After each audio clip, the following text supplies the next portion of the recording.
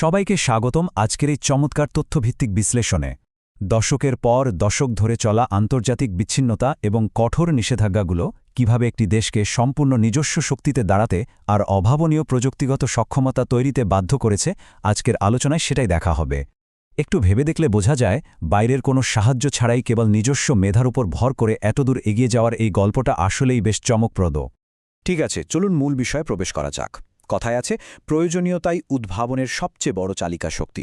মূলত এই ছোট্ট কথাটি প্রযুক্তিগত স্বনির্ভরতার দিকে যাত্রার একদম মূল ভিত্তি। আন্তর্জাতিক ওই কঠোর নিষেধাজ্ঞাগুলো কিন্তু তাদেরকে দমিয়ে রাখার বদলে উল্টো একটা শক্তিশালী অনুঘটক হিসেবে কাজ করেছে। এই প্রবল চাপই বাধ্য করেছে যেন প্রয়োজনীয় সবকিছু নিজেরাই তৈরি করে নেওয়া যায় এবং সম্পূর্ণ প্রযুক্তিগত স্বনির্ভরতা অর্জন করা যায়। তো আজকের এই বিশ্লেষণে বস্তুনিষ্ঠভাবে দেখা হবে কিভাবে এই বিশাল রূপান্তরটি ঘটেছে। মোট ৬টি ধাপে এই অগ্রগতিগুলো আলোচনা করা হবে। শুরুটা হবে বিচ্ছিন্নতা থেকে স্বনির্ভরতার প্রাথমিক পর্যায় দিয়ে। এরপর মহাকাশ, প্রতিরক্ষা, চিকিৎসা, সফটওয়্যার এবং দৈনন্দিন শিল্পের মতো গুরুত্বপূর্ণ খাতের অগ্রগতিগুলো নিয়ে কথা হবে। আর একদম শেষে জানা যাবে এই উদ্ভাবনের মূল চালিকা শক্তিটা আসলে কী। চলুন শুরু করা যাক আমাদের প্রথম পর্ব, বিচ্ছিন্নতা থেকে প্রযুক্তিগত স্বনির্ভরতা। বাইরের সাহায্য ছাড়া টিকে থাকার জন্য যে কোনো দেশের সর্বপ্রথম প্রয়োজন তাদের নিজস্ব মৌলিক এবং সার্বভৌম প্রযুক্তি তৈরি করা। কারণ যখন বাইরে থেকে প্রযুক্তিগত সহায়তা পাওয়ার কোনো উপায় থাকে না, তখন শুরু থেকেই সবকিছু নিজে বানাতে হয়। আর এর সবচেয়ে বড় উদাহরণ হল পারমাণবিক জ্বালানি চক্রের মাইলফলক অর্জন।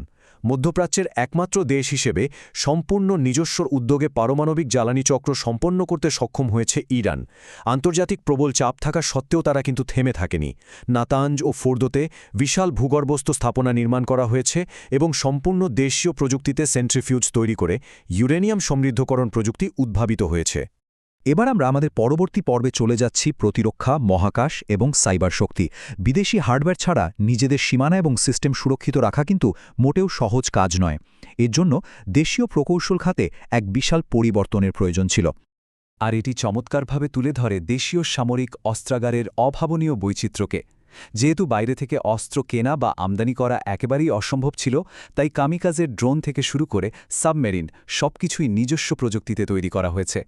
শাহেদ ১৩৬ ড্রোন কিংবা হাইপারসনিক ফাত্তায়ের মতো ক্ষেপণাস্ত্রের নামগুলোই প্রমাণ করে যে বাধ্যবাধকতা কিভাবে সামরিক দিক দিয়ে এতটা শক্তিশালী করে তুলতে পারে। মহাকাশ গবেষণার টাইমলাইনটির দিকে তাকালে দেখা যায় ২০০৯ সালটা ছিল একটা ঐতিহাসিক মাইলফলক।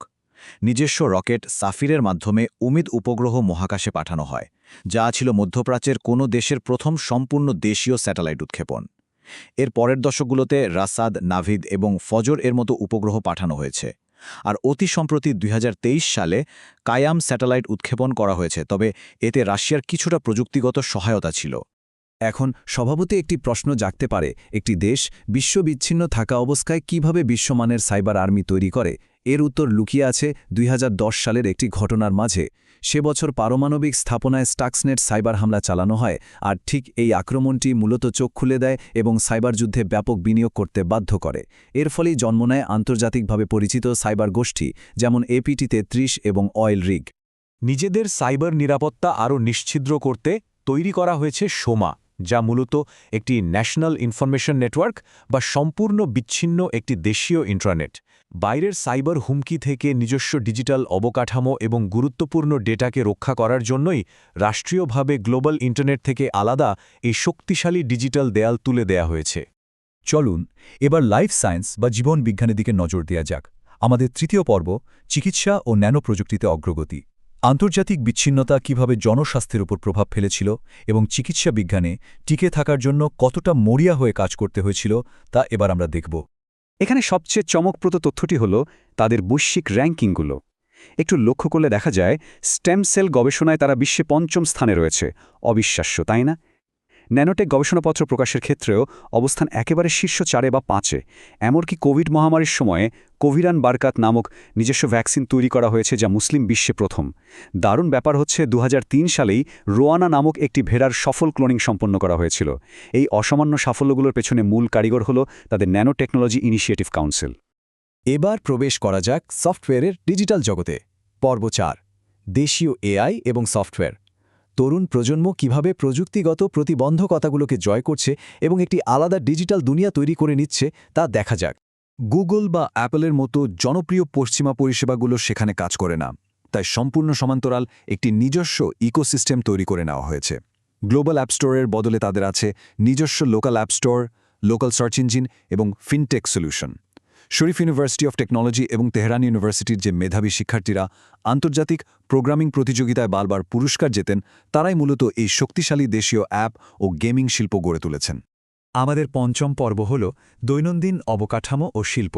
এতক্ষণ তো হাইটেক বিষয়গুলো নিয়ে আলোচনা হলো, কিন্তু এবার একটু সাধারণ মানুষের দৈনন্দিন জীবনের দিকে ফোকাস করা যাক, যেখানে বিশাল দেশীয় অবকাঠামোর ওপর সম্পূর্ণ নির্ভরশীল হয়ে জীবনযাপন চলছে।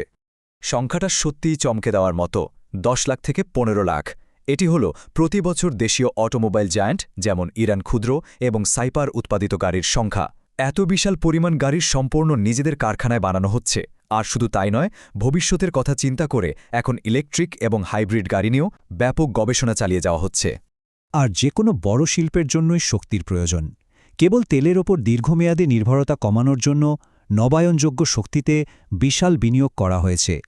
সৌর ও বায়োশক্তির পাশাপাশি বুশিহের পারমাণবিক বিদ্যুৎ কেন্দ্র জাতীয় গ্রিডে বিদ্যুৎ সরবরাহে এক অত্যন্ত গুরুত্বপূর্ণ ভূমিকা পালন করছে। চলুন সামনের দিকে এগোই এবং দেখি কিভাবে এই পুরো ব্যাপারটা একসাথে গড়ে উঠেছে। আমরা আলোচনার একদম শেষ পর্যায়ে চলে এসেছি। পর্ব 6, উদ্ভাবনের মূল চালিকা শক্তি।